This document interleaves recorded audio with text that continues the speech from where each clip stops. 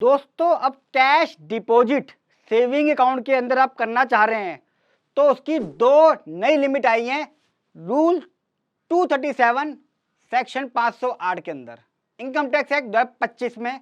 और जो रूल आए हैं वीडियो बड़ी इंपॉर्टेंट है, आखिरी तक देखिएगा कि क्या वो नई लिमिट आई है और कैसे उसका ध्यान रखा जाए। 1 अप्रैल से लागू है तो उसकी तैयारी हमें अभी से करनी पड़ेगी ताकि हमें इनकम टैक्स का नोटिस ना आए और हम सेविंग अकाउंट को और कैश डिपॉजिट को प्रॉपरली मेंटेन कर सकें। स्वागत है आपका इंडिया के इकलौते प्रैक्टिकल चैनल एक्सपर्ट्स की सचिन पे। वीडियो को आखिरी तक देखिएगा, अच्छी है तो लाइक और शेयर करना मत भूलिएगा। दोस्तों एक बात बताइए मेरे को, मैं आगे बढ़ूँ इससे पहले, कि कैश मेरा कमा मैं रहा हूँ, लिमिट सरकार को लगा रही है। सरकार क्या चाहती है कि मैं बैंक में कैश जमा ना कराऊं, घर पे सिर्फ 50 रुपये रखूं, इमरजेंसी में चाय पीने काम आए, और पैसा बैंक में जमा कर दूं तो इनकम टैक्स वाला पकड़ ले, है ना, या बैंक में रख दूं तो सरकार लोन दे दे, वो लोन कभी आता नहीं है, किस किस को बढ़ाया जाता है। एक लिमिट नहीं होनी चाहिए। मैं जितना भी जमा करूँ आपको पूछना मेरे से पूछ लो, लिमिट क्यों, अपनी राय जरूर देना। चलिए स्टार्ट करता हूँ। इमोशनल में आया तो कई बार बाहर निकलना पड़ता है। New cash deposit limit income tax act 2025 बेमतलब का फजूल का इनकम टैक्स नया बना दिया, नए रूल बना दिए, कोई लेना देना नहीं है, सिर्फ प्रिंट आउट दे देते हैं। कितने सारे लोग हैं, प्रोफेशनल कम है, अब कंप्लायंस करेंगे, गड़बड़ियाँ होंगी, पेनल्टी कौन भुगतेगा, असेसी बेचारा। कितना गलत है यार, ये क्या जोतती। नए इनकम टैक्स रूल भी आ गए। ये जो बता रहा हूँ मैं लिमिट, 2 लिमिट तय हुई है कैश डिपॉजिट की सेविंग के अंदर, सिर्फ सेविंग की बात कर रहा हूँ। 1/4/26 से लागू है, यानी कि 1/26 से काउंट करना शुरू करेंगे लिमिट को आपकी। वो नया सेक्शन है 508, रूल है 237 जो मैं दिखाऊंगा। क्या क्या चीज बताऊंगा। एक तो कैश कैसे ट्रैक करेंगे आपका, न्यू रूल के हिसाब से जो कैश ट्रैकिंग सिस्टम बनाया इनकम टैक्स ने, वो यहाँ पे मैं सबको बताऊंगा। कितना कैश जमा कर सकते हो आप सेविंग बैंक में, वन टाइम में, एक बार में, और 1 साल में भी, जिससे आपको आईटी भरने में दिक्कत ना आए या इनकम टैक्स में कोई नोटिस ना आए या प्रॉब्लम ना आए। मेरे होते हुए नो नोटिस। और जब मैं बनूंगा एफएम, कोई लिमिट शिमिट नहीं है, खूब करो, एंजॉय करो, कमाओ, बढ़ो, अमीर बनो। इस देश में अमीर बनने के लिए दिक्कत होती है। जैसे कोई आदमी अमीर बनता है तो पीछे पड़ जाते हैं, गरीब रहता है तो भी पीछे पड़ जाते हैं। अच्छा दोस्तों, इस वीडियो में मैं सिर्फ कैश के बारे में बात कर रहा हूँ, जो कैश की लिमिट आई है, यानी कि रोकड़ा, नगद। जैसे हम पर्ची भरते हैं ना, 500 के इतने नोट करा रहे, 100 के इतने नोट, ऐसी बात कर रहा हूँ, ठीक है। पूरी वीडियो में सिर्फ कैश लिमिट की बात हो रही है, 2 लिमिट आई है नहीं। इसमें कोई यूपीआई या आईएमपीएस या आरटीजीएस या डीडी की बात नहीं हो रही है। जो रूल में है सिर्फ कैश के बारे में बात कर रहा है। अच्छा, एक इंपॉर्टेंट बात है यहाँ पे, इनकम टैक्स डिपार्टमेंट ना हमेशा ट्रैक करता था, सोचता कि कैश जो ब्लैक मनी है, लिखा हुआ है वहां पे रूल में कि ब्लैक मनी को ट्रैक करने के लिए लिमिट बनाई गई है। ये बिल्कुल गलत है। ब्लैक मनी है भी, उससे कोई फर्क नहीं पड़ता। अगर मैं बात करूं, डायरेक्ट टैक्स और इनडायरेक्ट टैक्स का कलेक्शन हमेशा हाईएस्ट रिकॉर्ड पे चल रहा है हर साल, यानी कि कॉर्पोरेट से, अडानी अंबानी से भी ज्यादा इंडिविजुअल पर्सनल कैपेसिटी में टैक्स पे कर रहा है। दोस्तों ज्यादा टैक्स है, मैं बता दूं आपको। जब आपके पास इतना टैक्स का कलेक्शन आ रहा है तो यार क्यों पीछे पड़े हुए लिमिट हो के, पता नहीं क्या यार। मुझे बनाओ ना एफएम, मैं बनूंगा नो लिमिट। अच्छा, कौन से सेविंग अकाउंट की बात कर रहा हूं मैं, ये बता दूं। मैं कर रहा हूं, मतलब मैडम बात कर रही है, रूल बात कर रहा है। ऑल बैंक, सारे बैंकों को मिला के लिमिट तय हुई है ये। आपका सेम बैंक में कितने ब्रांचेज हैं, सॉरी एक ब्रांच में कितने बैंक अकाउंट है, वो भी अलग अलग बैंक में, वो भी, लेकिन सेविंग ज्वाइंट में अकाउंट होगा तो भी, ज्वाइंट में भी वो लिमिट काउंट होगी जो बताने वाला हूं मैं। अगर आपने माइनर का अकाउंट खोल रखा है तो भी वो आपकी लिमिट में काउंट होगा, क्योंकि पैन नंबर आपका लगा है। ज्वाइंट में मेन एप्लीकेंट, इतना प्रैक्टिकल कोई नहीं बताएगा आपको कैसे ट्रेस करता है। पूरी पोल पट्टी खोल रहा हूं मैं इनकम टैक्स की, लाइक करो। अच्छा, वो भी आता नीचे लिखा हुआ हाइप, वीडियो को हाइप करें, तो प्लीज वीडियो को हाइप करना मत भूलें। क्या होता है मुझे पता नहीं उससे, लेकिन आता है, मैंने सुना है, करके देखना एक बार आप। डिफरेंट ब्रांच की सेविंग लिमिट्स। एक क्वेश्चन उठता है कि मैंने एक अकाउंट खोल लिया एक्सिस बैंक में, एक खोल लिया एसबीआई में, एक आईडीएफसी में, सारे अलग अलग खोल लिए मैंने, और मैं थोड़ा थोड़ा कैश जमा कर रहा हूँ, तो वो बैंक कैसे कलेक्ट करेंगे। दोस्तों पैन नंबर से सिस्टम है इनकम टैक्स वालों के पास, वो अलग अलग रिपोर्ट करेंगे, लेकिन इनकम टैक्स के पास एग्रीगेट जाता है। अपना टीआईएस चेक कर लेना, टीआईएस में किसी का 1.25 लाख, 1.5 लाख, 2 लाख, ऐसे ऐसे लिखा हुआ आता है आज की डेट में। तो ऐसा नहीं है कि एक बैंक में लिमिट करोगे तो ही पहुंचेगा, सब पकड़ लेते हैं। अच्छा बता दूं, लिमिट 10 लाख की लिमिट है फाइनेंशियल ईयर के अंदर, 10 लाख की लिमिट फाइनेंशियल ईयर में, जो मेरा फाइनेंशियल स्टार्ट होता है 1 अप्रैल से 31 मार्च तक।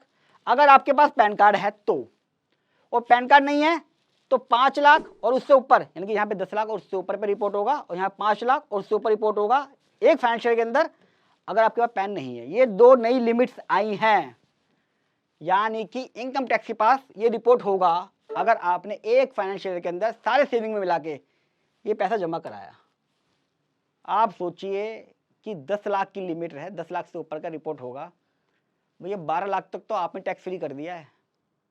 तो 12 लाख तो रखते चाहे पैन हो या ना हो, क्या फर्क पड़ता है उससे? 5 लाख बताओ, ये हद हो गई है। पता नहीं कौन है जो बैठ के बनाता है। इसलिए मैं कहता हूं कि हम अंग्रेजों से आजाद नहीं हुए, अंग्रेज हमसे आजाद हुए हैं। अच्छा, 10 लाख जो है कैश, वो रिपोर्ट कैसे होता है ये भी समझना है। अभी मैंने कुछ टर्म समझ लिए हैं, अब वो 10 लाख रुपए कैश कैसे बैंक उठाता है ये समझना है। एक तो आपकी कोई अपनी इनकम है कैश में, वो आप बैंक में जमा कर रहे हो। जैसे मैं सीए हूँ, मेरे को कोई फीस देगी क्या कैश में, मैंने बैंक में जमा कराई, वो कैश काउंट हो गया आपका। आपने एक बैंक से विड्रॉ करा, अपने बैंक से, एसबीआई बैंक था, एक बैंक से विड्रॉ करा एसबीआई से, और 2 दिन बाद जोतनी पड़ी, फिर आपने अपने एसबीआई बैंक में जमा कर दिया, सेम बैंक में जमा कर दिया, वो भी काउंट होता है। सोचिए, क्या उसको माइनस नहीं करना चाहिए बैंक वाले को? एक केस मेरे पास था जहाँ पे जोत पड़ गई थी, एक मदर थी, उसने कैश निकाला 30 लाख रुपए का, अपने दूसरे अकाउंट में जमा कर दिया 30 लाख का। उसका नोटिस आ गया, डिमांड निकल गई, बेचारी वो मर गई, बता नहीं पाई क्योंकि केस पता चल नहीं पाया, लीगल हेयर केस लड़ रहे हैं उसका। सिर्फ जमा है, निकला जमा है। सरकार सिर्फ अपना पक्ष देखती है, ओवरऑल सिस्टम नहीं कोई भी। अच्छा कोई बात नहीं, फिर बाहर आता हूँ इमोशनल से।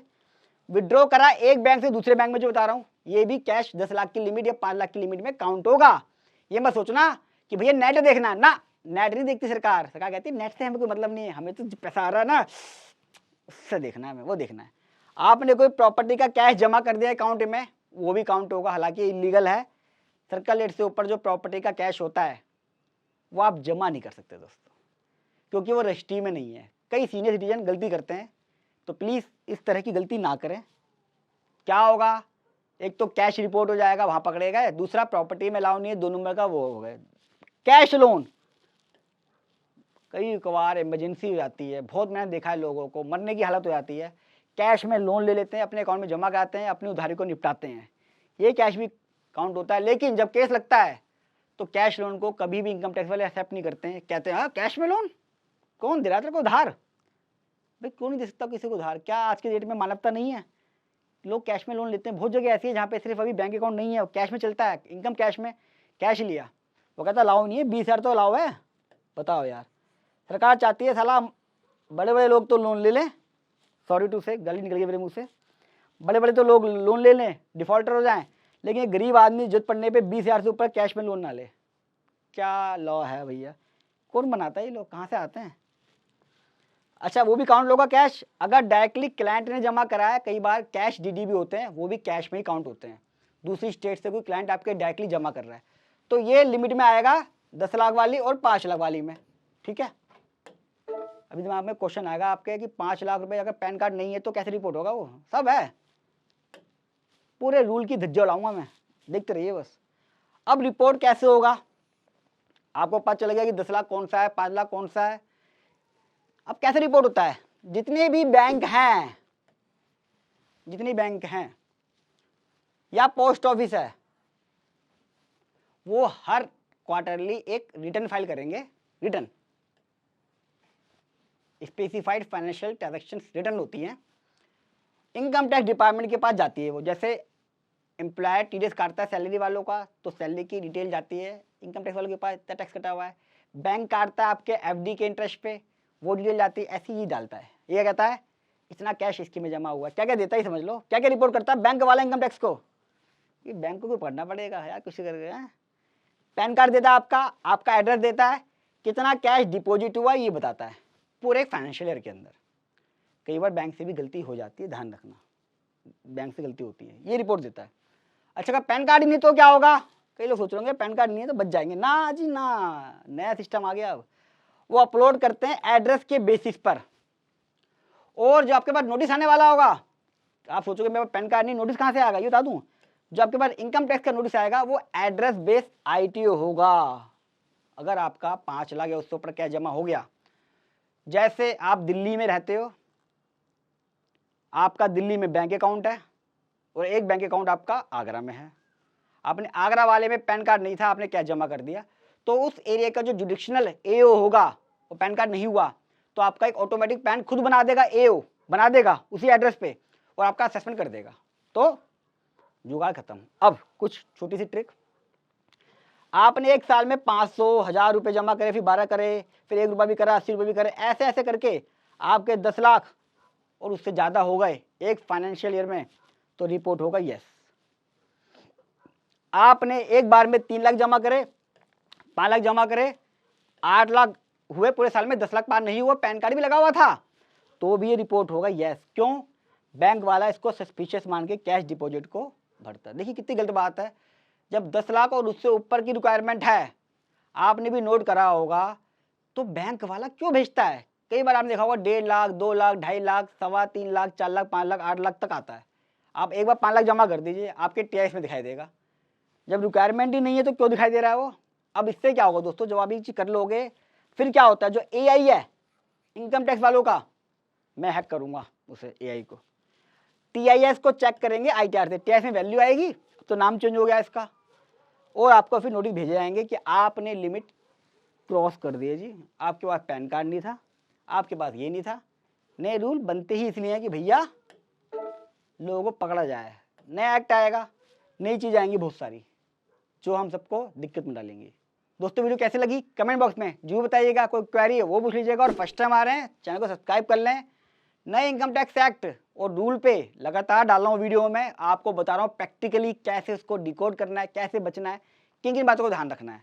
और दोस्तों अच्छी लगी तो लाइक कीजिएगा, जितना हो सके व्हाट्सअप, फेसबुक, अपने प्रोफेशनल ग्रुप में, अपने ऑफिस ग्रुप में शेयर करें अपने क्लाइंटों को, ताकि ज़्यादा से ज़्यादा इसको समझ सकें, हम इस वीडियो को समझ पाएंगे आखिरी तक, तो ही हम अपनी प्रैक्टिस बढ़ा पाएंगे, अपनी नॉलेज बढ़ा पाएंगे, और क्लाइंट का या क्लाइंट अपना खुद का ध्यान रख पाएगा। मिलूंगा अगली लिमिट के साथ, तब तक के लिए नमस्कार।